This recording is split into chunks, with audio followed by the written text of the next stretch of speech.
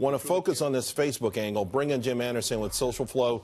Companies hire you, Jim, of course, with social media.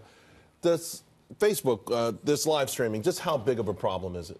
Well, it's a problem, but I mean, this is a human tragedy. This is not a Facebook tragedy. I think we need to focus on the crime and the tragedy first and foremost. The fact that it was streamed on Facebook is abhorrent. I'm sure Facebook thinks that. We all think that. Nobody wants to see this kind of thing. And I think heavy-handed behavior in this case is entirely appropriate. They need to take it down. They need to take down the fan posts and the pages, and I think you will see them be very aggressive, as well as Twitter, YouTube, anybody else. Is there a way to be aggressive with respect to mitigating these things? I mean, listen, we know social media has come under a lot of criticism for facilitating the recruitment of terrorists, for fomenting the sort of anger and hatred that's permeating all over the world, that it's easy to fan those flames from changing the outcome of elections. So the pressure will be there. I think everyone agrees with you. It's a horrific, evil act on all of humanity, and certainly on the people who were killed and their families. But the conversation will come back to what can Facebook do. You don't think they need to do anything? No, that's not true. I do think they need to do something. They do need to accept responsibility for the consequences of free and frictionless communication, right? And there are real consequences. I mean, there's so many wonderful things.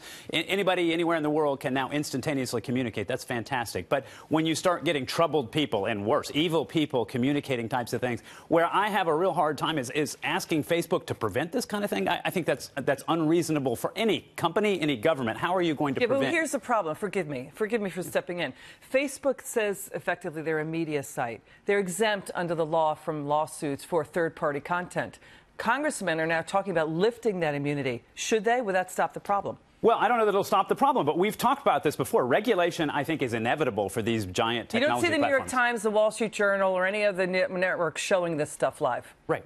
Well, because I can't get to the New York Times and live stream my content from my phone. They won't allow it, right? Because it's curated, right? Yeah, that's the issue. That's exactly right. Well, essentially what you do, you have really hundreds of millions of writers that, you cannot police, right? Right. The New York Times, Fox Business, the people who work here can be edited, can be sort of to a large degree monitored and supervised. Ideally, I guess, every single person that uses social media would be considered a de facto, writer or contributor. But technology, is there any sort of technology angle that you see?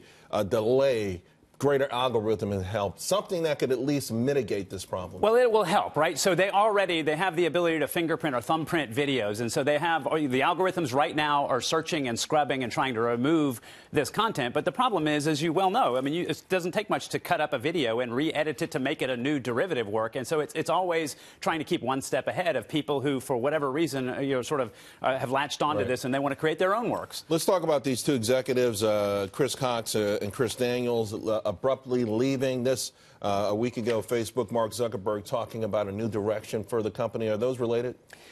They might be related, but I tend to go for the simplest explanation first, which is these people, just to be blunt, are fabulously wealthy. I mean, they may have just decided, hey, now is a good time for me to go and relax with my family. They both had this epiphany on the same day. Chris, I'm rich. You know what? So am I. Let's quit. Well, it's a new phase for Facebook. Clearly, what Mark Zuckerberg seems to be indicating, he wants to be the new phone company, right? Talking about encrypted messaging, all of his announcements last week, that was about basically one-to-one messaging, not me broadcasting to the world, but me sending a message to you. He wants to be the de facto phone company.